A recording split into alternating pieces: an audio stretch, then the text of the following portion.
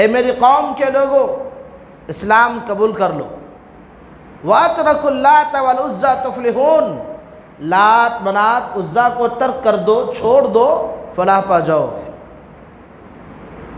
پہلے اللہ کے نبی صلی اللہ علیہ وسلم نے اس حدیث میں جو تذکرہ ہے کہ اللہ رسول اپنے بارے میں بتایا کہ اگر میں یہ کہوں کہ اس پہاڑی کے پیچھے ایک لشکر جمع ہے اور وہ تم پر آ کر حملہ کرنے والی ہے تو میرے بارے میں کیا جانو گے؟ تمام لوگوں نے کہا تھا مَا جَرَّبْنَا عَلَيْكَ إِلَّا صِدْقًا، ہم نے آپ کو ہمیشہ سچ بولتے ہوئے پایا ہے، ہم آپ کو غلط جان ہی نہیں سکتے۔ جب اللہ کے رسول نے اطمینان محسوس کر لیا کہ میری قوم کے لوگ مجھے سچا جانتے ہیں، تب اللہ کے نبی صلی اللہ علیہ وسلم نے کہا یا قومی اسلموا، اے میری قوم کے لوگوں تسلیم کر لو، اسلام لے آؤ۔ وَاتْرَكُوا اللَّاتَ وَالْعُزَّىٰ تُفْلِحُونَ، لات منات عزا کو ترک کر دو۔ سب نے کیا کہا؟ کوئی اور نہیں، ان کے چچا ابو لہب نے کیا کہا؟ اعوذ باللہ، اے محمد کیا تو نے ہمیں اس لیے جمع کیا تھا؟ اللہ، پوری قوم میں سناٹا طاری ہے، کسی نے اختلاف نہیں کیا۔ چچا نے، سگے چچا نے اختلاف کر دیا۔ ابو لہب نے کیا کہا؟ اے محمد کیا تو نے ہمیں اسی لیے بلایا تھا تو ہلاک ہو جائے، غارت ہو، تباہ ہو جائے؟ اللہ کو بھی غصہ آ گیا۔ اللہ نے کہا اے نبی آپ ہلاک نہیں ہو سکتے، تباہ و برباد نہیں ہو سکتے۔ اللہ نے قرآن مجید کی آیت نازل کر دی، سورت ہی نازل کر دی جسے سورۃ اللہب کہتے ہیں۔ اللہ نے کہا تبت یدا ابی لہب وتب، ابو لہب ہی ہلاک ہو جائے، تباہ و برباد ابو لہب ہو جائے گا۔ اللہ کو غصہ آ گیا۔ اللہ نے کیا کہا؟ نہیں، میرے نبی کو تم ہلاک و بربادی کی دعا نہیں کر سکتے، نہیں کہہ سکتے تم۔ اختلاف ہوا یا مفاد تھا؟ کیا مفاد تھا؟ لوگوں نے کیا کہا؟ اجعل الآلہۃ الہ واحدہ ان ھذا لشیء عجاب، اے نبی تیری دعوت ہے وَإِلَٰهُكُمْ إِلَٰهٌ وَاحِدٌ لا الہ الا هو الرحمن الرحیم، ہم آخر ایک خدا ایک رب کو کیسے تسلیم کر لیں؟ ہمارے اتنی ساری خدائیں، ہمارے اتنے سارے رب ہیں۔ اجعل الآلہۃ الہ واحدہ ان ھذا لشیء عجاب، اے نبی، اے محمد بن عبداللہ تیری دعوت تو بڑی عجیب ہے، ہم اتنے سارے خداؤں کو چھوڑ کر ہم ایک خدا کو کیسے مان لیں، ایک رب کو کیسے مان لیں؟ اختلاف۔ حل کیا تھا؟ حل یہ تھا وَاتْرَكُوا اللَّاتَ وَالْعُزَّىٰ تُفْلِحُونَ، حل تو یہ تھا کہ ایک اللہ کی توحید کو ایکسپٹ کر لیتے، ایک اللہ کی عبادت کرتے، ایک اللہ کو مان لیتے تو فلاح پا جاتے، کامیاب ہو جاتے، اختلاف نہ ہوتا۔ اختلاف کی شدت کتنی اختیار کی آپ لوگ بخوبی واقف ہیں۔ سیرت رسول اللہ پڑھتے ہیں، مکی زندگی کے وہ 13 سال پڑھ کر کے دیکھیے، پتہ چلے گا کہ نبی کائنات صلی اللہ علیہ وسلم کو کتنی اور ان کے ساتھیوں کو کتنی اذیتیں اٹھانی پڑی، برداشت کرنا پڑا اس دین اسلام کے لیے، اس شریعت کو پھیلانے کے لیے۔ لوگوں، جس دین اسلام کو آج ہم مانتے ہیں یہ اتنا آسان نہیں ہے جتنے آسانی سے آج ہمیں مل گیا ہے۔ اس دین اسلام کے لیے لوگوں نے بڑی قربانیاں دی ہیں، اور ایک ہی حل ہے اور ہے وہ اللہ کی توحید، جس سے اختلافی مسائل کا حل ہو جائے۔ اب ان تمام ادوار میں جتنے بھی خلفاء آئے، ان تمام لوگوں کو دیکھیں تو ہر ایک میں کہیں نہ کہیں مفاد اور عہدہ رہا ہے۔ ہم اس دور میں ہیں، ہمارے اس دور حاضر میں اختلاف کا سبب کیا ہے؟ اختلاف کا سبب کیا ہے؟ ہم ٹھہرے اہل الحدیث اور ہماری یہ ذمہ داری رہی کتاب و سنت سے ہر بات کو پیش کرنا، اور اہل حدیث ہی در حقیقت وہ ہوتا ہے جو دلیل سے اپنی باتیں پیش کرے، اور جو دلیل سے بات نہ کرے وہ اہل الحدیث ہی نہیں ہے۔ جی آئیے ہم رب سبحانہ وتعالیٰ کے قرآن سے پوچھتے ہیں کہ اس دور حاضر میں اختلاف کا بنیادی سبب کیا ہے؟ آج اختلاف اتنا زیادہ ہے، سبب اتنا ہے، اتنے زیادہ اختلاف ہے کہ بھائی بھائی سے جدا ہے۔ ایک ہی ماں کے 3 بیٹے، متفق تینوں نہیں، تینوں الگ الگ۔ ایک ہی باپ کے نطفے سے پیدا ہوئے 3 سگے بھائی بھی ایک چھت کے نیچے اطمینان و سکون سے نہیں رہ سکتے، تو اختلاف کا اور بڑا سبب میں کیا بتاؤں لوگوں؟ جماعت تو چھوڑو، محلے کی بات تو چھوڑو، رشتہ داروں کی، خاندان والوں کی بات تو ترک، دور کی بات ہے، پہلے گھر کی بات کر لو۔ 3 اولاد ایک ہی باپ کے نطفے سے، لیکن ایک گھر کی چھت کے نیچے نہیں رہ سکتے، وہ اطمینان وہ سکون ان میں نہیں رہے گا، کیونکہ اختلاف ہو جاتا ہے۔ سبب کیا ہے؟ رب سبحانہ و تعالیٰ کے قرآن سے پوچھتے ہیں، اللہ سبحانہ و تعالیٰ نے اس اختلاف کا سبب کیا بیان فرمایا؟ اللہ سبحانہ و تعالیٰ قرآن مجید سورۃ الحجرات سورہ نمبر 49 آیت نمبر 12 میں 12 میں اللہ رب العالمین بیان فرماتا ہے، یا ایھا الذین آمنوا اجتنبوا کثیرا من الظن، اے ایمان والو زیادہ گمان نہ کرو، بعض گمان بہت بڑا گناہ ہے۔ یا ایھا الذین آمنوا اجتنبوا کثیرا من الظن ان بعض الظن اثم ولا تجسسوا، اے ایمان والو زیادہ گمان نہ کرو، کیونکہ زیادہ گمان کرنا بہت بڑا گناہ ہے۔ یہ کون کہہ رہا ہے؟ اللہ سبحانہ و تعالیٰ نے۔ اللہ نے فرمایا اے ایمان والو زیادہ گمان نہ کرو، اس لیے کہ بعض گمان بہت بڑا گناہ ہے۔ آج ہم دیکھ لیجئے ہمارے درمیان اختلاف کی بنیادی سبب یہ بدگمانی ہے۔ بدگمانی نہ کرو، جاسوسی نہ کرو۔ یا ایھا الذین آمنو، اے وہ لوگوں جو ایمان لائے ہو، آمنوا اجتنبوا کثیرا من الظن، زیادہ گمان نہ کرو، ان بعض الظن، بعض بہت بڑا گناہ ہے بدگمانی، اسم ولا تجسسوا، 2 بھائی آپس میں چاہے جماعت کا مسئلہ ہو، چاہے گھروں کا مسئلہ ہو، خاندان کا مسئلہ ہو، لوگوں رب کا قرآن یہ کہہ رہا ہے کہ سب سے پہلے بدگمانی سے اختلاف شروع ہوتا ہے۔ ہم بدگمان ہو کے دوسرے کے موافق کسی بھی باہمی فیصلے پر، کسی بھی ایک معاملات پر غلط ہو گیا، اب وہ گمان کر بیٹھا، اور گمان اتنا زیادہ کر بیٹھا کہ وہ گناہ تک پہنچ گیا، اور گناہ عظیم تک پہنچ گیا۔ وہ کون سے گناہ عظیم تک کہ وہ قطع تعلقی تک پہنچ گیا، گناہ عظیم کہا جاتا ہے اس کو، گناہ عظیم تک پہنچ گیا۔ اور صرف یہی نہیں، یہ ابتدا ہے، یہاں سے ابھی دروازے کھلے ہیں اختلاف کے۔ کیا ہے؟ ولا تجسسوا، اور جاسوسی نہ کرو۔ ہمارے یہاں سب سے زیادہ ہے نہیں، آپس میں ایک دوسرے کے ساتھ لڑ لیا جائے، ایک دو دوستوں میں باہمی نہ اتفاقی ہو جائے، تیسرا بیچ میں فائدہ اٹھاتا ہے۔ کیا فائدہ اٹھاتا ہے؟ یہ اس کی بات سن کر اس تک پہنچاتا ہے، اور اس کی بات سن کر اس تک پہنچاتا ہے، اور دونوں کے درمیان اچھی باتیں نہیں بلکہ دوری پیدا کرنے والی باتیں پہنچاتا ہے۔ اور وہ ہماری فطرت میں ہے کہ ہم ایک دوسرے کے پیچھے جاسوس لگا دیتے ہیں، دیکھو میرے خلاف کچھ بات تو نہیں کر رہا ہے۔ ایک ہی مسجد میں نماز پڑھنے آتے ہیں، ایک ہی جگہ پر ایک ہی صف میں ایک ساتھ دونوں کھڑے نہیں ہو سکتے، یہ ہمارا ماحول ہے۔ اگر ادھر ایک بھائی ٹھہرا یا ایک دوست ٹھہرا ہے اور اس کے ساتھ نہ اتفاقی ہے، ایک ہی امام کے پیچھے اللہ اکبر میں وہ رکوع بھی کرے گا اور وہ قیام بھی کرے گا، سجود بھی کرے گا، لیکن وہ اپنے بھائی کے ساتھ کھڑا نہیں ہو سکتا ہے۔ یہ اختلاف ہمارے درمیان۔ کیوں؟ بدگمان ہو گیا کہ یہ میرے خلاف کام کرتا ہے، یہ میرے خلاف بولتا ہے، یہ میرے خلاف لوگوں کو باور کرا رہا ہے، میرے خلاف لوگوں کو بھٹکا رہا ہے۔ ہماری فطرت میں جب لوگ مدرسے کے دور، طالب علم کی دور میں تھے،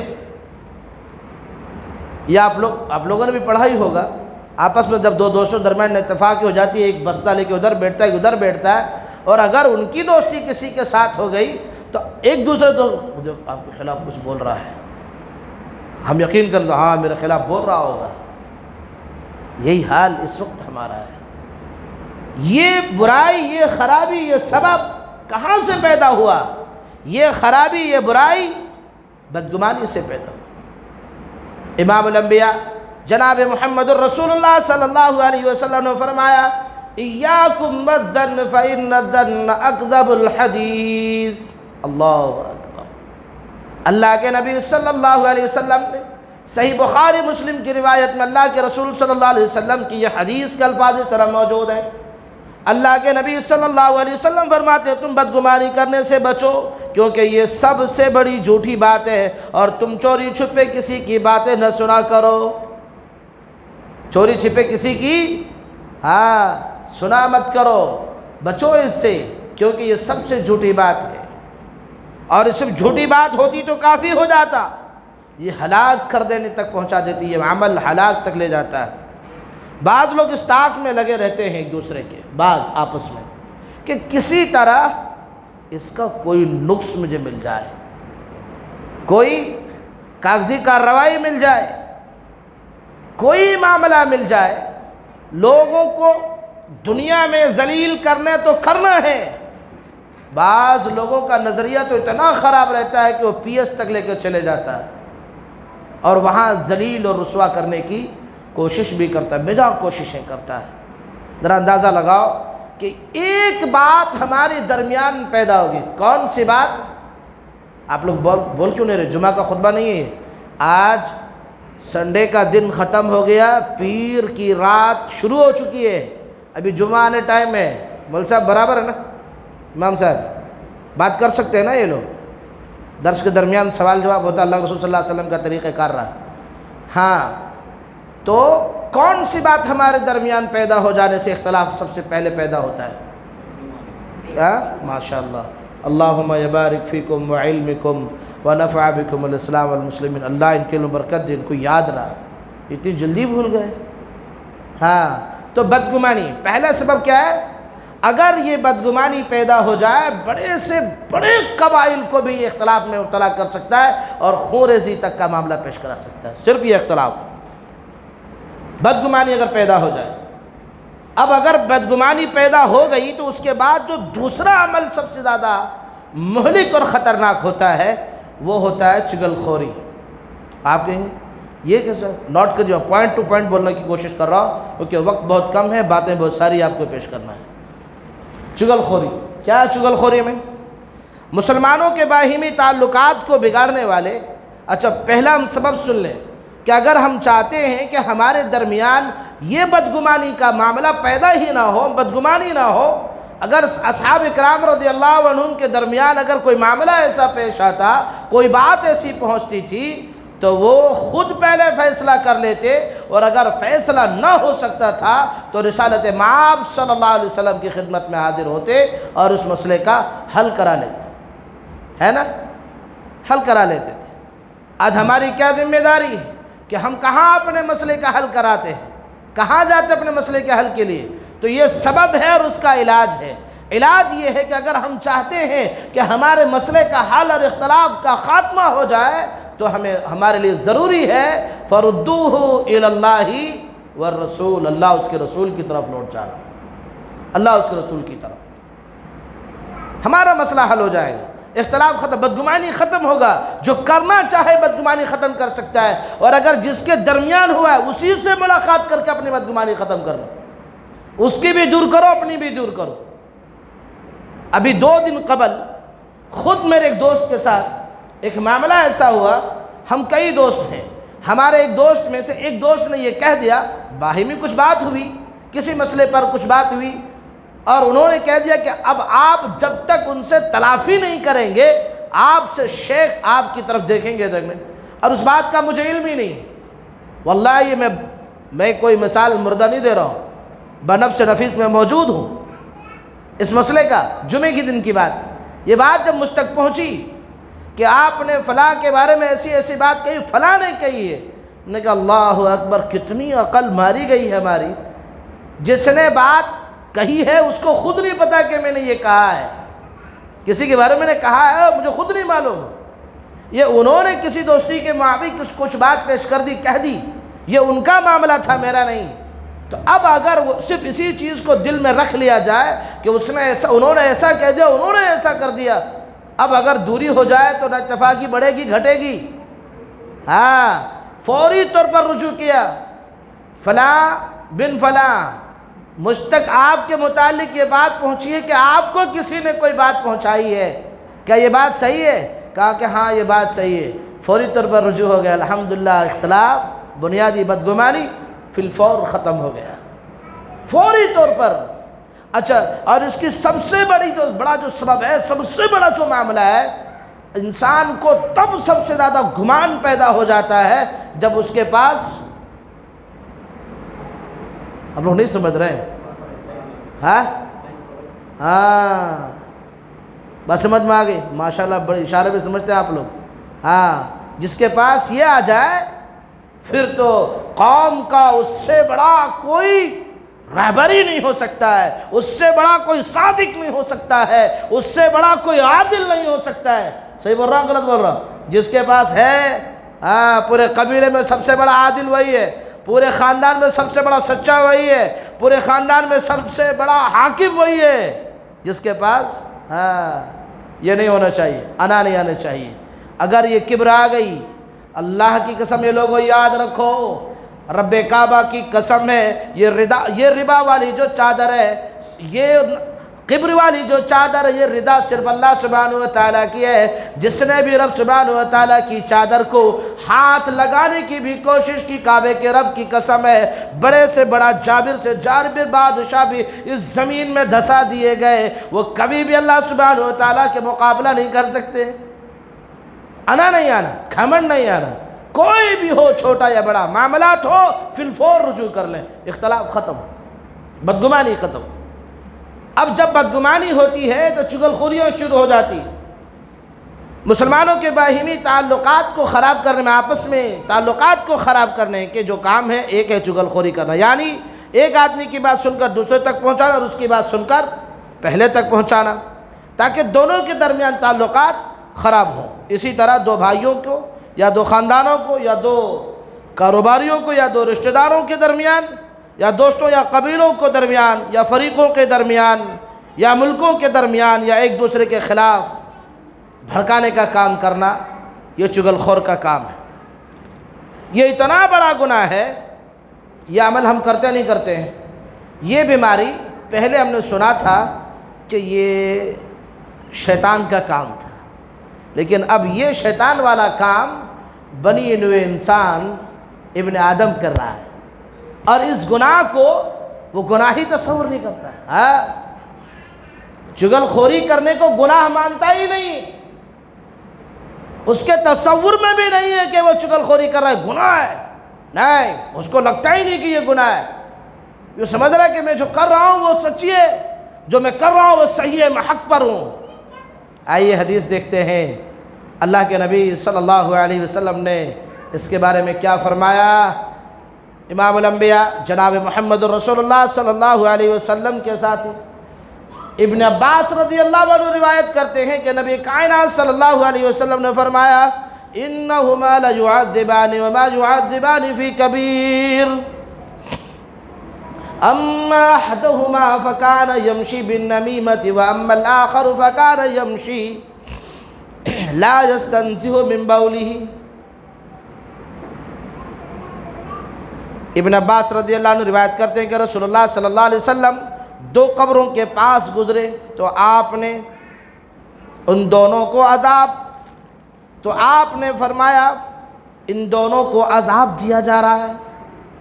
انہما لیعذبان وما یعذبان فی کبیر، ان دونوں کو عذاب دیا جا رہا ہے، اور ان کو یہ عذاب ان کے خیال کے مطابق کسی بڑے گناہ کی وجہ سے نہیں دی جا رہی ہے. دیکھ لیجئے، یہ میں تو نہیں کہہ رہا ہوں، زبان صرف رئیس اللہ سلفی کی ہے، کلام مدینے کے تاجدار امام الانبیاء جناب محمد رسول اللہ صلی اللہ علیہ وسلم کی ہے. کلام اللہ کے رسول کی زبان میری. کیا فرما اللہ کے رسول؟ انہما لیعذبان وما یعذبان فی کبیر، ان دونوں قبر والوں کو عذاب دیا جا رہا ہے، اور ان کے خیال کے موافق یہ عذاب کسی بڑی گناہ کی وجہ سے ان کو نہیں دیا جا رہا، یہ ان کا خیال ہے. انہما لیعذبان وما یعذبان فی کبیر، اما احدہما فکان یمشی بالنمیمہ، ان میں سے ایک کو عذاب صرف اس لیے دیا جا رہا ہے کہ جب وہ ان میں سے بات کرتا تھا چغل خوری کیا کرتا تھا. کیا کرتا تھا؟ چغل خوری. حقیقت یہ ہے کہ ان کا گناہ بڑا ہے، اور ان میں سے ایک کو چغل خوری کی وجہ سے عذاب دیا جا رہا ہے، اور دوسرا اپنے پیشاب کے چھینٹے سے نہیں بچنے کی وجہ سے بھی عذاب دیا جا رہا ہے۔ اس حدیث سے دو مسئلے معلوم ہوئے، ایک تو چغل خوری کرنا بہت بڑا گناہ، اللہ صلی اللہ علیہ وسلم نے فرمایا انہما لیعذبان فی کبیر، یہ بڑا گناہ ہے، یہ گناہ بڑا ہے۔ دوسرا مسئلہ کیا معلوم ہوا، جب ہم پیشاب کرتے ہیں پیشاب کے چھینٹوں سے بھی بچنا بہت ضروری ہے۔ یہ ذرا ان بچوں کو خاموش کرائیں، پیشاب کے چھینٹوں سے بھی بچنا انتہائی ضروری ہے۔ اکثر نوجوان ماشاءاللہ، ہمارے نوجوانوں کی حالت کا کیا تذکرہ کیا جائے کہ جب بھی وہ جو پہنتے ہیں نا، کیا ہوگا، جینس، ہاں یہ جو جینس پہنتے ہیں اتنی ٹائٹ ہوتی ہے، وہ حقیقت میں وہ صحیح معنی میں بیٹھ بھی نہیں سکتا سنت رسول کے موافق۔ سنت رسول کے موافق جس طرح نماز میں بیٹھتے نہیں بیٹھ سکتا، بہت تکلیف ہوتی ہے، اکڑو قسم کا رہتا ہے حالت اس کی، نہ وہ پیشاب کرنے ہی بیٹھ سکتا ہے۔ اب میں نے سنا ہے کہ کچھ وہ اسٹریچبل پینٹس چلے ہیں، لوگ پہن رہے ہیں، اللہ تعالیٰ ہمارے نوجوانوں کو ایسے پینٹس پہننے کی اور توفیق دے، اللہ تعالیٰ ایسے اسٹریچبل پینٹ پہننے کی اور توفیق دے، جنس پہننے والوں کے لیے کہہ رہا ہوں، جس سے بیٹھنے اٹھنے آسانی ہو، ایسا لباس پہنو۔ اچھا، ہمارے نوجوانوں کی کیا حالت ہے، دیکھا ادھر دائیں بائیں دیکھا کوئی نہیں دکھا، شروع کر دی، اب اس کو چھینٹے اڑ رہے پڑ رہے، اس کو پرواہ نہیں، اس کو کسی بات کی فکر نہیں، وہ یہ سمجھتا ہے کہ میری طہارت، میرا استنجا صرف میں ٹیشو لگا لوں یا کسی مٹی سے کر لوں، یہ میرے لیے کافی ہے۔ جو چھینٹے جو دائیں بائیں اس کے پیروں یا جوتوں پہ پڑے ہیں، اس کے کپڑوں میں جنس میں آ کر کے جو پڑا ہے، اس سے اس کو کس بات کی فرق نہیں ہے، یار تو بہت بڑا گناہ ہے، اس سے کیا ہوتا ہے، عذاب قبر دیا جاتا ہے۔ ہاں، اما احدہما فکان یمشی بالنمیمۃ واما الاخر فکان لا یستنزہ من بولہ۔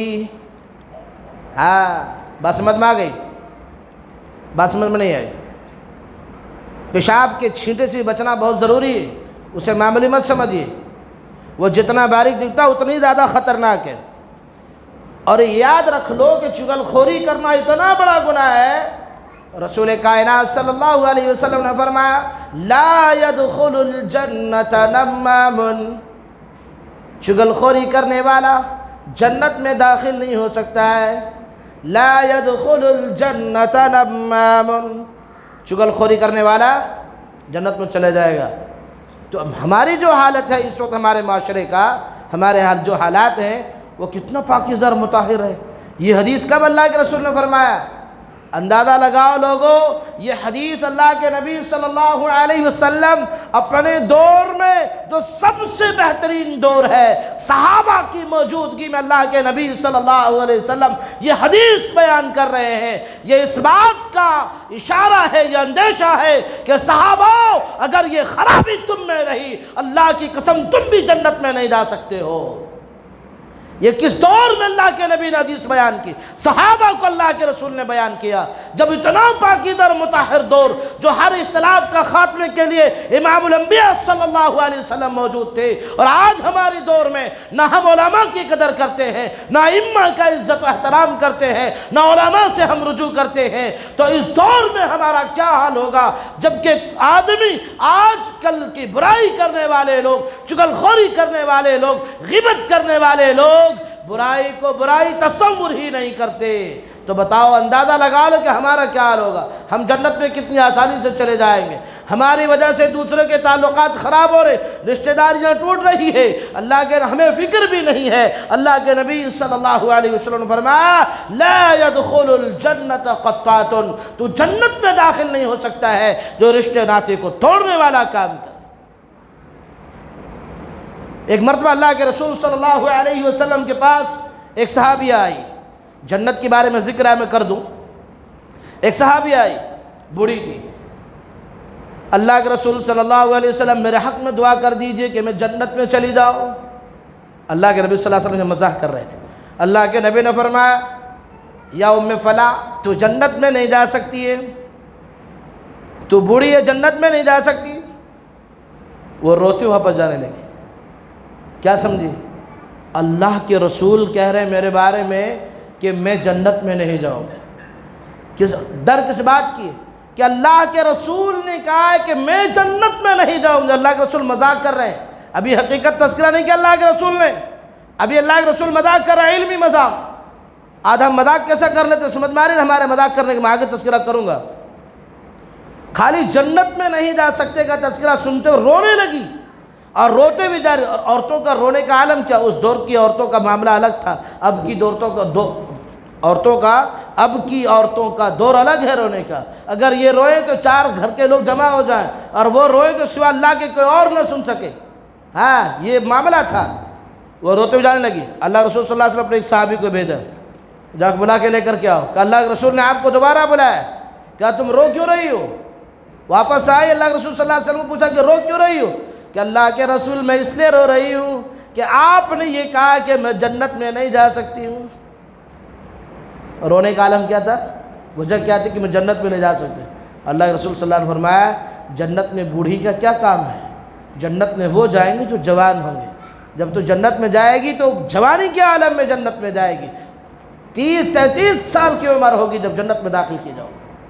اللہ کے رسول نے مقصد یہ تھا بتانے، صرف حدیث پر غور کرو، ایک جملہ اللہ کے رسول کا سنو کہ میں جنت میں نہیں جا سکتی ہوں، زار و قطار رو رہے تھے۔ اور آج ہمارا کیا معاملہ، ہماری وجہ سے کئی خاندانیں ٹوٹ گئی، ہماری وجہ سے کئی رشتے ٹوٹ جا رہے، ہماری وجہ سے بھائی کا تعلقات خراب ہو رہا ہے، ہماری وجہ سے سسرالی رشتے خراب ہو رہے، ہماری وجہ سے داماد اور بیٹی کا معاملہ خراب ہو جا رہا ہے۔ ہم سبب ہیں اس کے، ہماری وجہ سے رشتے ناطے ٹوٹ رہے۔ اللہ کے رسول ہمارے لیے اعلان کر کے کہہ رہے ہیں لا يدخل الجنت قطعۃ، وہ جنت میں داخل نہیں ہو سکتے جو لوگ رشتے ناطے کو توڑتے ہیں، توڑواتے ہیں۔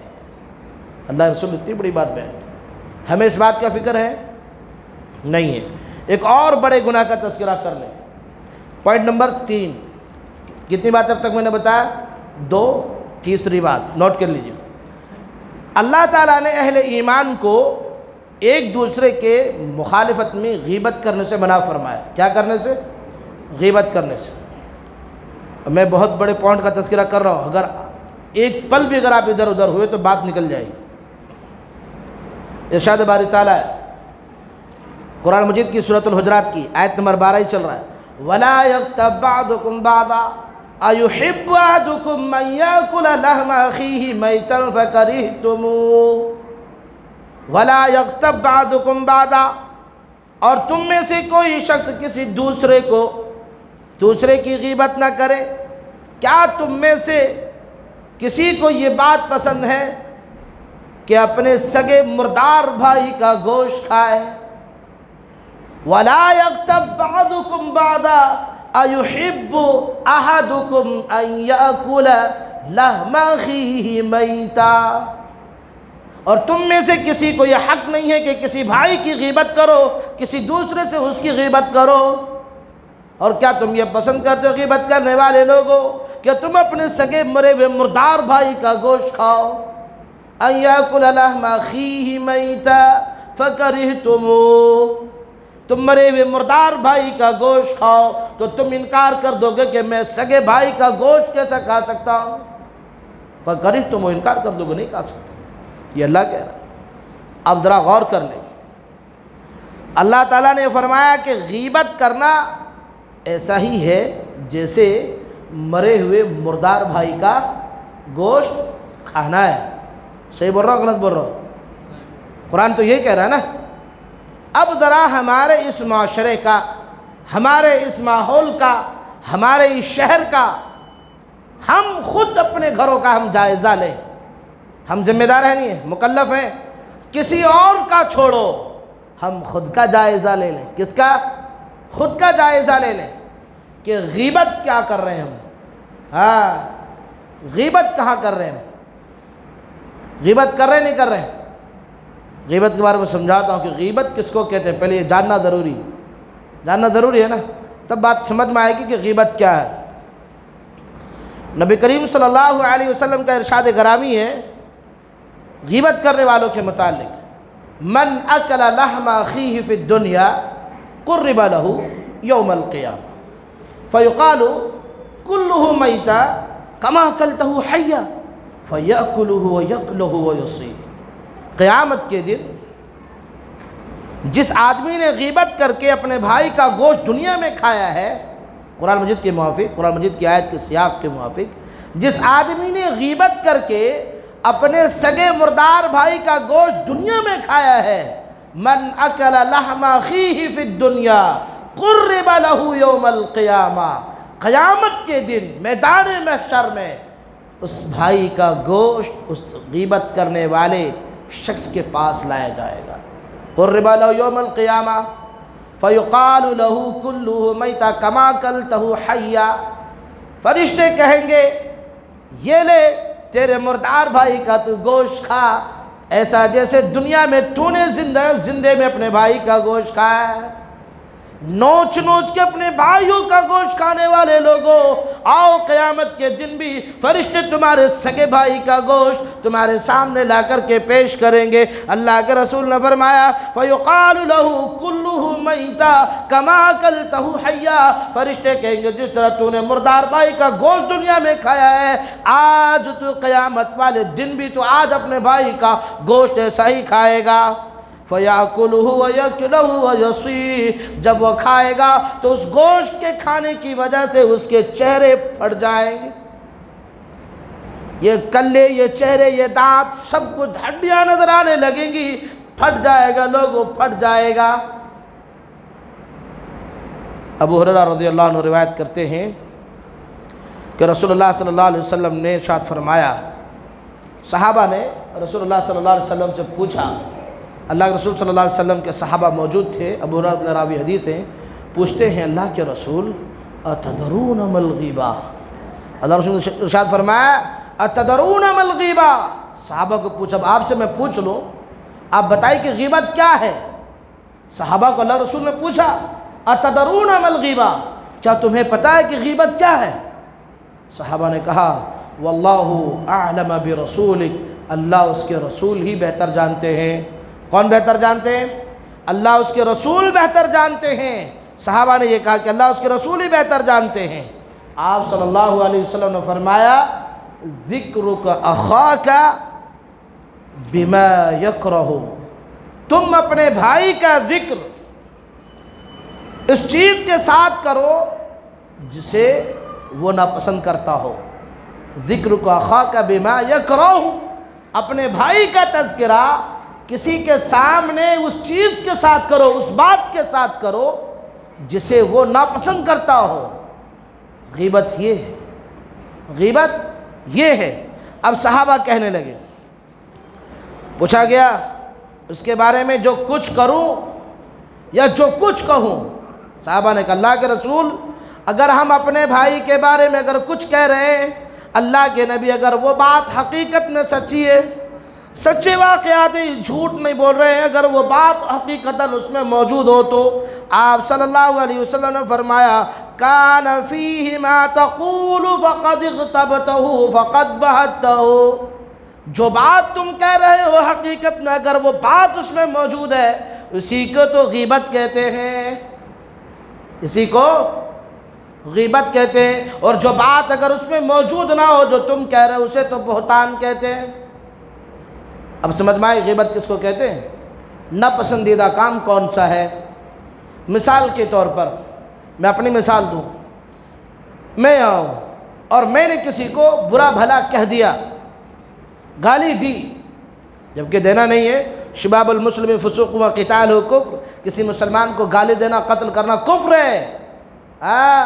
شباب المسلم فسوق و قتال کفر، یاد رکھو یہ کفر ہے، گالی دینا قتل کرنا کفر ہے۔ اگر کر دیا، مثال کے طور پر اگر کہہ رہا ہوں، کیا تو نہیں نا میں نے، اگر کر دیا، اب میرا تذکرہ فلاں بن فلاں یا عبداللہ جا کر کے کسی محلے میں کہے باہر سے آئے تھے رئیس اللہ سلفی اور انہوں نے اتنی بری بری بات لوگوں کے فلاں کے موافق ایسا کہہ رہے ہیں، وہ بات مجھے پسند نہیں ہے، وہ بات مجھے پسند نہیں کہ میری خرابی کا تذکرہ کوئی اور کرے، یہ پسند نہیں۔ ذکر کا خاک بما یکرہ، تجھے تیرے بھائی کو اس بات کا ناپسندیدہ عمل ہے، اس کا تذکرہ اس کے پیٹ پیچھے کرنا، اسے ناپسند ہے، یہ غیبت ہے۔ اس کو کیا کہتے ہیں؟ غیبت۔ آج کے دور میں لوگ کیا کہتے ہیں؟ میں جھوٹ نہیں بول رہا ہوں، میں سچ بول رہا ہوں، میں نے دیکھا فلاں بن فلاں کو فلانی جگہ پر کھڑا تھا، وہ شراب پیتا ہے، مثال کے طور پر جوا کھیل رہا تھا، فلانی کی بیٹی کو دیکھ رہا تھا، فلانے کے ساتھ زنا کر رہا تھا، اس کی خرابی کا تذکرہ۔ ہم پورے محلے میں اگر اس کا جھنڈا لے کر کے اعلان کریں تو اس کی اصلاح ہو جائے گی؟ ہوگی اصلاح؟ آپ لوگ بات کیوں نہیں کر رہے؟ کیوں نہیں ہوگی؟ وہ تو اپنی گناہ پر اکڑ جائے گا۔ میرے بارے میں ایسا کہا لوگوں کو، لو میں پیتا ہوں، اور زیادہ پیتا ہوں، کیا کرتے کر لو، میں اور زیادہ چھیڑوں گا، کیا کرتے کر لو۔ کیا کہہ سکتے ہو تم؟ برائی کہہ سکتے ہو نا، اور کیا کر سکتے تم؟ تمہیں پتہ ہے یہ غیبت ہے۔ اصلاح کا طریقہ وہ اپنانا ہوگا جو اللہ کے رسول صلی اللہ علیہ وسلم اور صحابہ کا تھا۔ اللہ کے رسول صلی اللہ علیہ وسلم کے صحابہ کا اصلاح کا طریقہ اتنا پیارا تھا۔ ایک شخص وضو کر رہا ہے، اللہ رسول صلی اللہ علیہ وسلم کے دور میں، صحابہ اس پیر نہیں بھیگ رہے، ایڑیاں نہیں بھیگی ہوئی، وہ کہتے ہیں کہ ایک کام کرو، آپ میری وضو دیکھو، میں وضو کر رہا ہوں، میرا وضو دیکھو، میرے وضو صحیح ہے یا نہیں ہے۔ بعض دفعہ غلطیوں کی اصلاح اس انداز میں ہوتی ہے، بعض دفعہ زیادہ قریبی ہے، اسے بٹھا کر کے آپ کہیں، نرمی سے کہیں، محبت سے کہیں، آپ فلاں بن فلاں، آپ میرے دوست، میرے بھائی، آپ جو یہ کام کر رہے ہیں، یہ عمل اللہ کی قسم اللہ اس کے رسول کے نزدیک حرام ہے، شرک ہے، کفر ہے، بدعت ہے، خرافات ہے، آپ یہ عمل کر رہے ہیں، یہ اللہ کو ناراض کرنے والا کام ہے، اللہ کے لیے آپ اس کو چھوڑ دیں۔ لیکن آج نصیحت کرنے والا سمجھتا میں سب سے بڑا داعی ہوں، میں جو کہوں گا اسے ماننا ہوگا۔ دعوت و تبلیغ میں زور و جبر نہیں ہے، اصلاح میں زور نہیں ہے۔ اصلاح میں آپ اپنے بیٹے کی اصلاح گھر میں ایسا نہیں کر سکتے، آپ کسی اور کے ٹھیکیدار و ذمہ دار ہیں کہ آپ ان کے موافق ایسی بات کریں، یہ غیبت ہے، اسی کو غیبت کہتے ہیں۔ اگر اصلاح کرنی ہے، اصلاح کے لیے لوگ ہیں، علماء ہیں، ذمہ داران ہیں، بڑے ہیں، آپ وہاں تک پہنچیے، اور یہ مت کسی شخص کا نام لے کر کے مت کہو۔ ہمارے معاشرے میں خرابی بڑی عام ہو رہی ہے، اللہ کے لیے خطیب صاحب آپ ذرا جمعے میں ذمہ داران سے پوچھیں، ذمہ داران آ کر کے کہیں محترم آپ یہ خرابی ہمارے معاشرے میں بہت تیزی کے ساتھ پھیل رہا ہے، لہذا آپ اس پر ذرا روشنی ڈالیں، شاید لوگوں میں سدھار آ جائے۔ امام صاحب کے پاس بھی نام نہیں لینا، نہیں، نام لیے تو غیبت، نام لیے تو کیا ہو جائے گا؟ ہاں، تو نام لے کر کے کون کون کہیں گے آج کے بعد سے انشاءاللہ؟ نہیں کہیں گے۔ دیکھ لو، فیصلہ کر لو، بلغ عنی ولو آیا، اپنی ذمہ داری پہنچانے کی، مانو نہ مانو، وما علینا الا البلاغ، اس کا مواخذہ اللہ اسے کر لے گا۔ تو میں کہا تھا کہ ذکر کا خاک بما یکرہ، یا میں یہاں تھا کہ اللہ رسول نے فرمایا جو بات اس میں ہے حقیقی واقعتاً وہ بات اس میں موجود ہے جو تم کہہ رہے ہو، فقد بہتہ، یہی غیبت ہے، نہیں فقد اغتبتہ، یہی غیبت ہے، اور جو بات نہیں ہے وہ تم منسوب کر رہے ہو تو فقد بہتہ، اس کو بہتان کہتے ہیں۔ اس حدیث کو امام بخاری امام مسلم رحمہ اللہ نے روایت کیا، امام بخاری مسلم کی روایت۔ اب اندازہ لگا لو، اگر وہ دونوں وہ چیز اس میں موجود ہو جو تم کہتے ہو تو تم نے اس کی غیبت کی، اور اگر نہیں ہے تم کہہ رہے ہو تو تم نے اس پر بہتان باندھا۔ نبی کریم صلی اللہ علیہ وسلم کے ارشاد گرامی۔ اب یہاں آپ کو میں ایک علاج بتا دوں بچنے کا طریقہ۔ کوئی میرے پاس آ کے غیبت کر رہا ہے، مجھے اس سے بچنا ہے، لیکن جو میرے پاس آ کر کے غیبت کر رہا ہے وہ غیبت کرنے والا بڑا رسوخ دار ہے، بڑا عزت دار ہے، بڑا، ہاں سمجھ گئے آپ لوگ، بڑا پیسے والا بھی ہے۔ اب اس کی بات میں اس کو منع تو میں بھی نہیں کر سکتا ہوں، معاملہ ہے بھائی، سمجھ رہے نا، وظیفہ آتا ہے میرا، میں کیسے کہتا ہوں ارے آپ جناب غلط بات کر رہے ہیں۔ کچھ اہل علم اور کچھ اہل حق پر حق اور حلال کھانے والے مولوی، ہم جیسے مولویوں کے پاس آ جائے کوئی، کسی کے باپ کی دم نہیں جو لوگ بول سکتا ہے، بیان کر سکتا ہے، لازم ٹوکیں گے چاہے کچھ بھی ہو جائے۔ وہ کون ہے کسی کا کچھ چلانے والا؟ چلانے والی ذات تو اللہ کی ہے۔ جی بہرحال اللہ کے رسول صلی اللہ علیہ وسلم، اب اس کو روکنا ہے تو کیسے رکھنا ہے؟ من ذب عن عرض اخیہ بالغیبۃ، کان حقا علی اللہ ان یوتقہ من النار۔ اب اپنے بھائی کی غیبت کا دفاع کرو، بچاؤ اپنے آپ کو بھی، اپنے بھائی کی عزت کی دفاع کرو۔ جو شخص اپنے بھائی کی عزت کا غائبانہ دفاع کرے تو اللہ تعالیٰ پر اس کا یہ حق ہے کہ اللہ سبحانہ و تعالیٰ اسے جہنم میں نہ ڈالے۔ من ذب عن عرض اخیہ بالغیبہ کان حقا علی اللہ ان یوتقہ من النار۔ اللہ رسول صلی اللہ علیہ وسلم فرمایا اگر آپ نے کسی کو غیبت کرتے ہوئے روک دیا، کسی کی بھائی کی عزت کے آپ نے دفاع کی، بچایا آپ نے اس شخص کو، نہیں آپ ان کے بارے میں ایسا نہیں کہہ سکتے۔ لیکن آج یہ ماحول کہاں ہے؟ مثال کے طور پر کوئی بھی میرا سب سے محبوب اور مخلص دوست میرا ساتھ اس مجلس میں موجود ہے، کوئی آ کر کے مجھے یہ کہہ دے ان کے بارے میں کہ آپ کے بارے میں فلاں شیخ آپ کے بارے میں ایسا کہہ رہے تھے، آج کا جو ماحول ہے، جو معاشرہ ہے، فی الفور یقین ہو جائے گا، نہیں کہا ہوگا، نہیں یقین آئے گا، نہیں آئے گا، کہا ہوگا، نہیں۔ کیوں معلوم ہے؟ جھوٹ کی چلن ہو چکی ہے، جھوٹ بہت دلوں میں بہت جلدی سرایت کر جاتی ہے، اور سچائی نہیں۔ اب ہمیں اتنی توفیق نہیں ہوگی کہ ہم فوری طور پر اپنے دوست سے، اپنے بھائی سے، اپنے ساتھی سے رجوع کر لیں، یا شیخ ہم نے آپ کے بارے میں سنا ہے کہ میں مجھ تک آپ کے متعلق ایسی باتیں پہنچی ہے کہ آپ نے ایسا کہا ہے، ہم اگر بات کر لیں تو ہمارا معاملہ ختم ہو سکتا نہیں ہو سکتا؟ طول پکڑے گا، خرابی پیدا ہوگی، یا ہم میں یہ معاملہ آئے گا۔ آج خرابی کا ذریعہ کہاں سے ہے؟ یہیں سے ہے۔ دروازہ کہاں سے کھلتا ہے اس خرابی کے؟ آپ لوگ ہے خرابی کا باہمی تعلقات ہمارے درمیان میں اختلاف کا جو دروازہ کھلتا ہے، کہاں سے کھلتا ہے؟ پکا نا؟ ہاں، بدگمانی سے دروازے کھل جاتے ہیں۔ تو انشاءاللہ آج کے بعد سے کون کون اپنے بدگمانی کا دروازہ کھولے گا؟ انشاءاللہ بتائیے۔ اب تک کتنی باتیں آپ تک آئی؟ 3 باتیں۔ وقت بہت کم ہے، باتیں ابھی زیادہ ہیں۔ چوتھی بات، مذاق اڑانا۔ ہم کتنے ایسے لوگ ہیں مذاق کو کبھی کسی نے گناہ سمجھا ہے؟ حرام سمجھتے ہیں ہم، مذاق ہی تو ہے۔ کیا کہتے ہیں؟ مذاق تو کر رہا تھا میں۔ کیا کر رہا تھا؟ مذاق۔ آپ کو پتہ ہے وہ مذاق جو کسی کے دل کو ٹھیس پہنچا دے، اس کو ذلیل کر دے، اس کے لیے خرابی کا باعث بنے، برائی کا ذریعہ بن جائے، اللہ کی قسم یہ مذاق حرام ہے، یہ مذاق حرام ہے۔ آئیے اللہ سبحانہ وتعالیٰ کی کتاب سے پوچھتے ہیں، رب سبحانہ وتعالیٰ اپنے قرآن مجید میں کیا بیان فرماتا ہے؟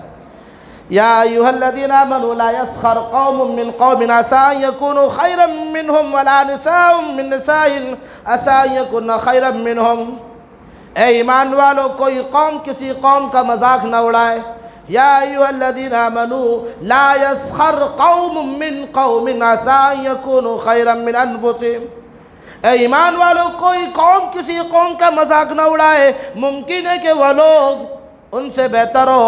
نہ عورتیں عورتوں کا مذاق اڑائیں، ممکن ہے کہ وہ ان سے اچھی ہو، اور آپس میں ایک دوسرے کو عیب نہ لگاؤ، اور ایک دوسرے کو برے بھلے الفاظ لقب سے نہ پکارو، برے القاب نہ رکھو، برا لقب نہ کہو۔ وَلَا تَنَابَزُوا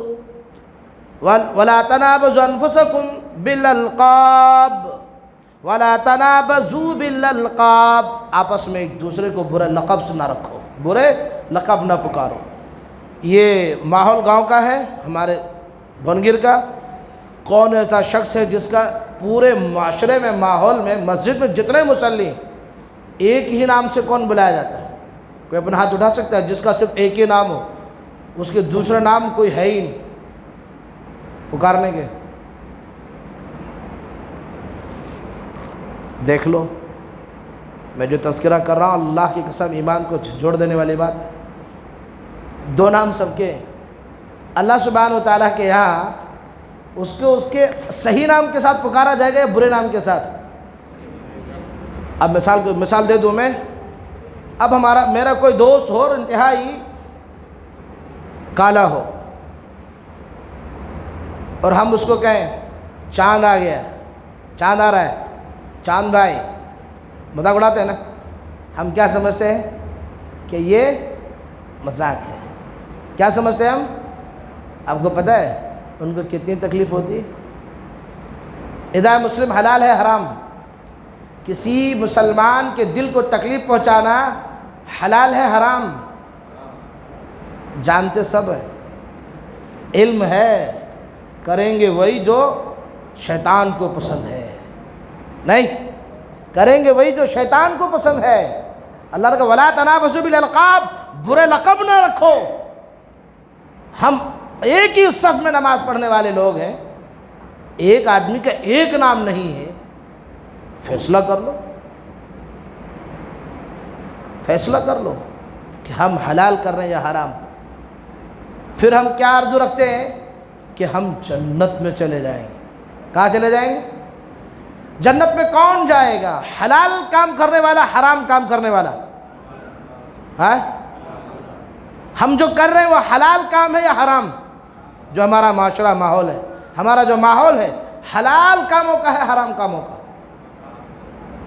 تو اس معاشرے کو پاکیزہ کرنے کے لیے کیا ضروری ہے؟ اللہ نے جن کاموں سے روکا ہے ان کو کیا کرنا چاہیے؟ رک جانا چاہیے۔ رکنا چاہیے نہیں رکنا چاہیے؟ معاشرے کی اصلاح ہوگی نہیں ہوگی؟ ہماری باہمی آپس کے اختلافات ختم ہوں گے نہیں ہوں گے؟ سبب معلوم ہو رہا ہے نا؟ صحیح باتیں کہہ رہا ہوں یا الگ بات ہے کچھ؟ معاشرے کی باتیں ہیں نا؟ میں خالی قرآن سے پیش کر رہا ہوں، حدیث سے آپ کو آئینہ دکھانے کی کوشش کر رہا ہوں۔ نبی کریم صلی اللہ علیہ وسلم نے ارشاد فرمایا بِحِسْبِ امْرِئٍ مِّنَ الشَّرِّ أَن يَحْتَقِرَ أَخَاهُ الْمُسْلِمِ، کسی شخص کے برا ہونے کے لیے اتنی سی بات کافی ہے کہ وہ اپنے سے زیادہ دوسروں کو حقیر سمجھے، اپنے سے دوسروں کو حقیر سمجھے، اس شخص کے لیے اتنی بات کافی ہے۔ بِحِسْبِ امْرِئٍ مِّنَ الشَّرِّ أَن يَحْتَقِرَ أَخَاهُ الْمُسْلِمِ، اپنے بھائی کو اپنے سے حقیر سمجھے۔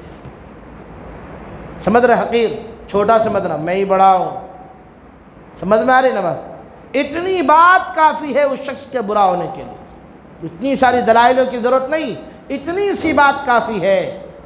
لوگوں ہم کیا چاہتے ہیں کہ ہماری اصلاح ہو یا ہم میں یہ خرابیاں ہمیشہ کے لیے محفوظ رہ جائیں؟ ہماری ذمہ داری ہے۔ اچھا اصلاح کون کر سکتا ہے معلوم ہے؟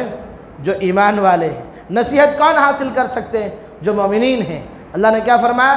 وَذَكِّرْ فَإِنَّ الذِّكْرَىٰ تَنفَعُ الْمُؤْمِنِينَ، نصیحت کرو، نصیحت کس کو فائدہ پہنچاتی ہے؟ مسلمانوں کو، مومنوں کو۔ تم یہ ایمان ہے تم یہاں بیٹھے ہیں نا، ایمان نہیں ہوتا تو ہمارے بہت سارے کام تھے، ہم کر سکتے تھے۔ ایمان ہے، اللہ نے ہمیں توفیق سے نوازا ہے، اللہ کا ڈر خوف کہیں نہ کہیں دل میں ہے، ہم چاہتے ہیں کہ ہماری اصلاح ہو۔ نصیحت حاصل کریں گے تو ہوگا۔ اچھا یہ ساری باتیں سننے کے بعد کون سا عمل ہمیں کرنا ہے؟ آمنا صدقنا کرنا ہے یا کیا کرنا ہے؟ ہم نے ہم نے سنا اور تسلیم کر لیا، اس پر عمل کرنا ہے، تب ہم کامیاب ہوں گے، تب ہمارا اختلاف ختم ہوگا، یا اگر ہم اسے چھوڑے رکھیں گے تو اختلاف ختم ہو جائے گا۔ آپ کو پتہ ہے ایک اور بیماری ہے ہمارے درمیان، آپ کو کتنے نمبر کی بات کر رہا ہوں میں؟ 5ویں نمبر کی۔ اب دیکھو 5ویں نمبر پر کون سی بات ہے؟ بغض، حسد ہے، حسد۔ کوئی بھی شخص اپنے آپ کو اس سے بچا کے نہیں رکھ پا رہا ہے۔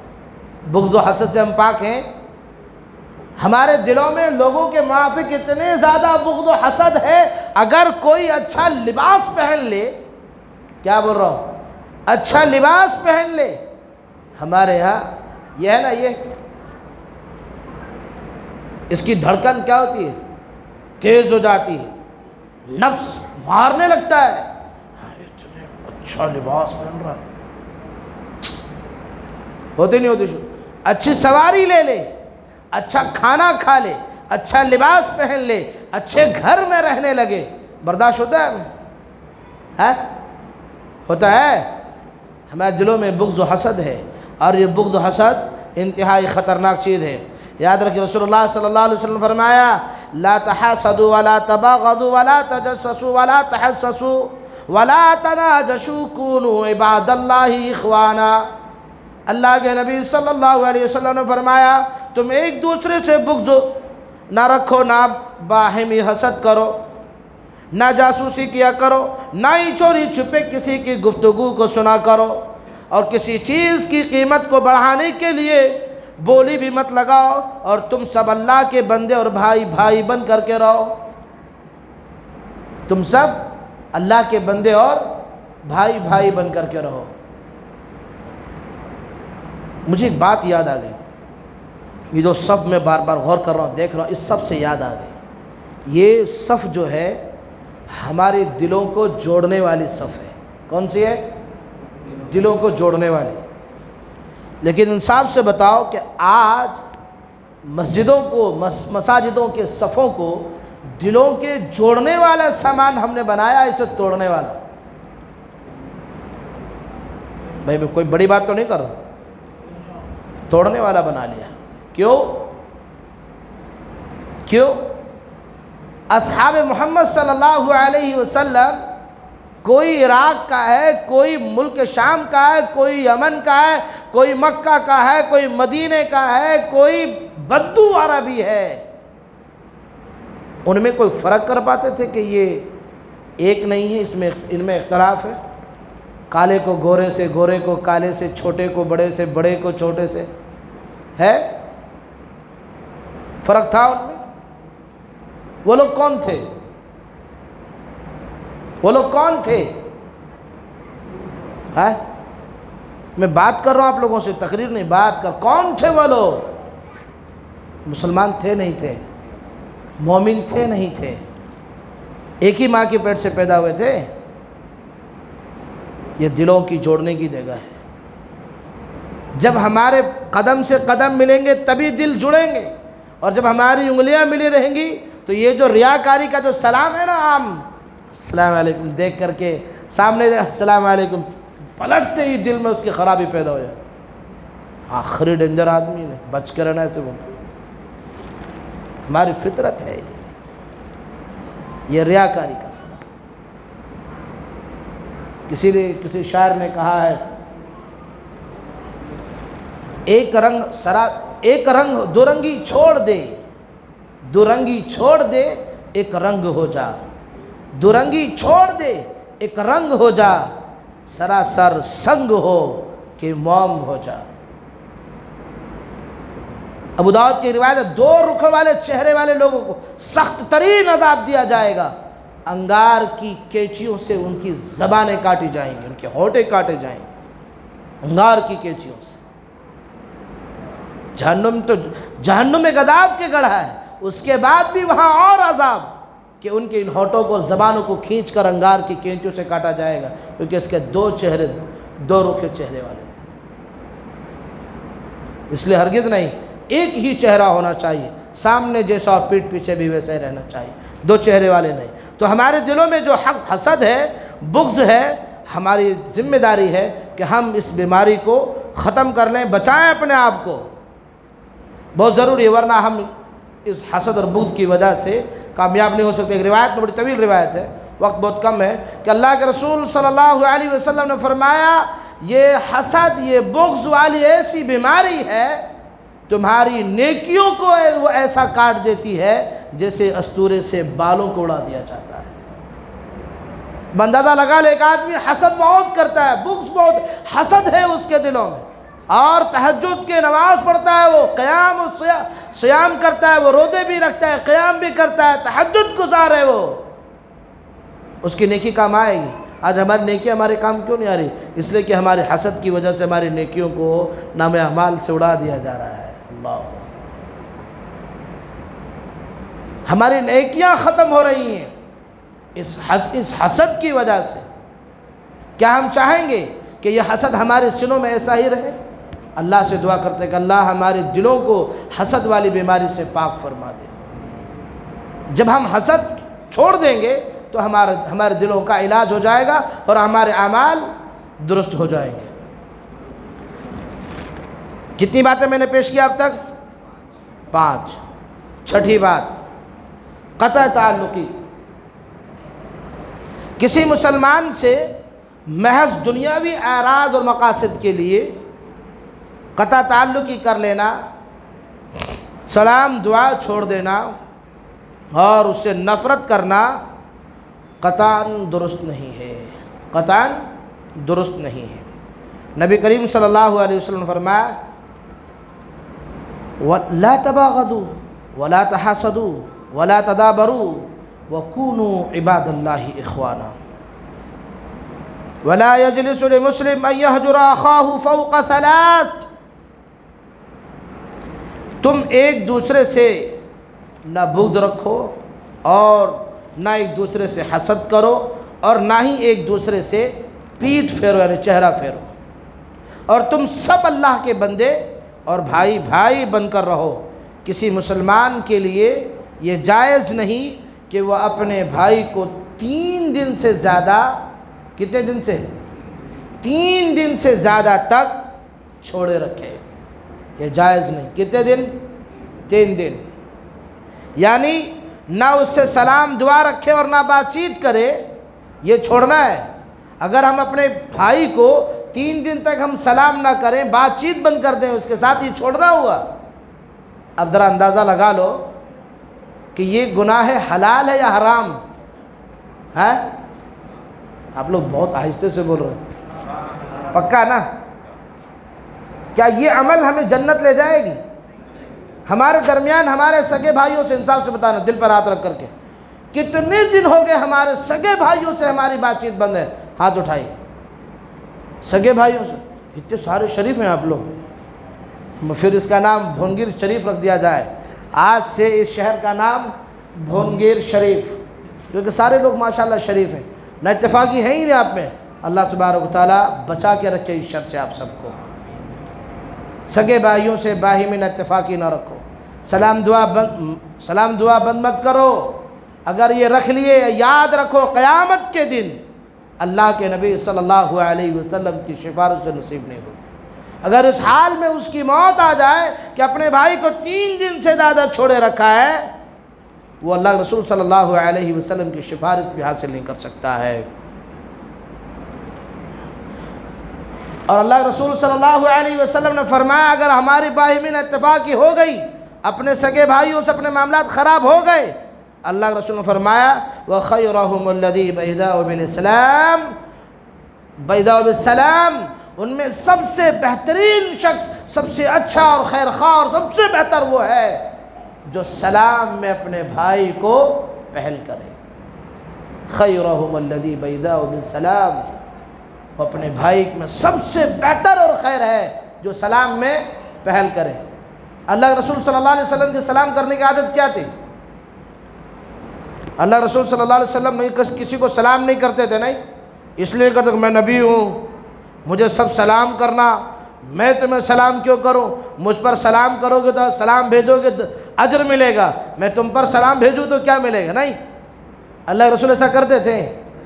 انس بن مالک رضی اللہ عنہ کہتے ہیں ایک مرتبہ مدینے کی گلیوں میں گزر رہا تھا، میں نے ایک کو سلام کیا، بچے کو سلام کر دیا۔ ایک تابعی نے پوچھا یا ابا انس تم بچے کو سلام کرتے ہو؟ میں نے کہا کہ کیوں نہ کروں، اللہ کے نبی صلی اللہ علیہ وسلم کا طریقہ کار، طریقہ عمل یہ رہا کہ اللہ کے رسول صلی اللہ علیہ وسلم بچوں کو بھی سلام کیا کرتے تھے۔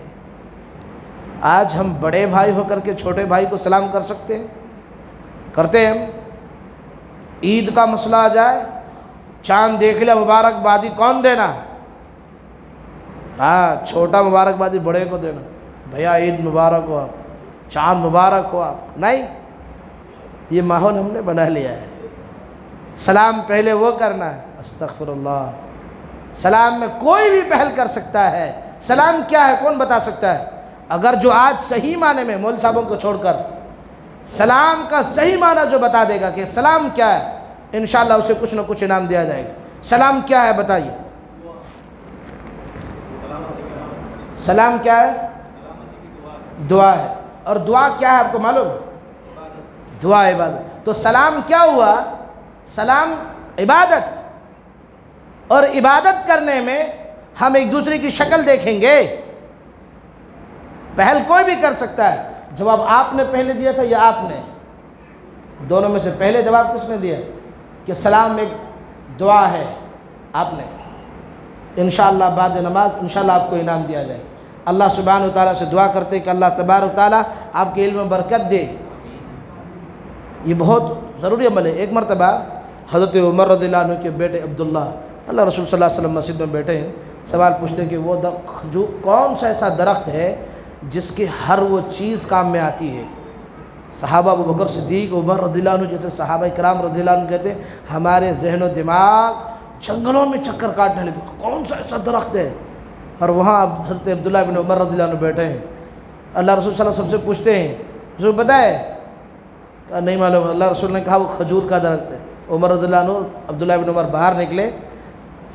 عبداللہ بن عمر پوچھتے ہیں اے ابو جان کیا حقیقت میں آپ لوگ نہیں جانتے تھے کہ وہ کون سا درخت تھا؟ کہا نہیں، کہ اللہ کی قسم مجھے علم تھا۔ کہا کہ کاش تو اگر مجلس میں اس بات کو کہہ دیتا، اللہ کے رسول سے ہم جواب دے دیتا تو میرا سینہ فخر سے چوڑا ہو جاتا۔ کہ کس لیے؟ وہ عبداللہ بن عمر نے کہا کہ میں صرف آپ لوگوں کے ادب و احترام میں، کتنے بڑے بڑے صحابہ کرام بیٹھے، میں کیسا بول سکوں، اس لیے خاموش رہا۔ اللہ رسول صلی اللہ علیہ وسلم سوال پوچھتے تھے اور جب سوال کا جواب دیتے تو اللہ رسول صلی اللہ علیہ وسلم ان کے لیے برکت کی دعا کرتے تھے۔ تو اب ہماری جو ذمہ داری ہے کہ ہم اپنے بھائیوں کو سلام کریں گے، ایسے نہیں کریں گے؟ اچھا اپنے گھروں میں سلام کرتے ہوئے داخل ہوتے ہیں یا نہیں؟ مجھے یقین نہیں ہو رہا، کچھ لوگوں میں، اکثر نہیں ہے۔ تو انشاءاللہ کریں گے۔ سلام ایک عبادت ہے اور کوئی بھی پہل کر سکتا ہے۔ اللہ سبحانہ و تعالیٰ سے دعا کہ اللہ کریم ہم تمام کو کہنے سننے سے کہیں زیادہ عمل کی توفیق دے، کتاب و سنت کے موافق زندگیاں گزارنے کی توفیق رفیق فرما۔ الہ ہم تجھ سے دعا کرتے جانے انجانے جو خطائیں سرزد ہوئی، اللہ تو سے اپنے فضل و کرم سے درگزر فرما دے۔ اللہ ہم تمام کو کتاب و سنت کے موافق زندگیاں گزارنے کی توفیق رفیق فرما۔ الہی ہم تجھ سے دعا کرتے یا رب کریم حاضر مجلس میں جتنے لوگ بیٹھے ہیں، جن کی بھی جو مرد و خواتین ہیں، اللہ ہر ایک کی جائز مرادوں کو پوری فرما دے۔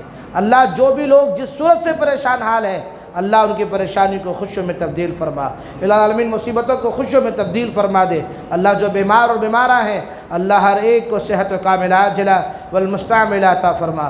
الہ العالمین جو بے نکاحی بچیاں گھروں میں بیٹھی ہیں، اللہ ان کے نکاح کے اسباب پیدا فرما دے۔ الہ ہم تجھ سے دعا کرتے یا رب کریم جب تک اس زمین پر ہم زندہ رہیں، ایمان و اسلام کی حالت پر رہیں، اور الہی جب ہمارا خاتمہ ہو ایمان بالخیر و توحید باللہ پر ہو۔ آمین۔ بارک اللہ لنا ولکم فی القرآن العظیم ونفعنا وإیاکم بالآیات والذکر الحکیم وآخر دعوانا ان الحمد للہ رب العالمین۔ چمن میں پھول رہے تو کھلیں گے، چمن میں پھول رہے تو کھلیں گے، اور زندگی رہی تو انشاءاللہ رئیس اللہ سلفی پھر ملیں گے۔ السلام علیکم ورحمۃ اللہ وبرکاتہ۔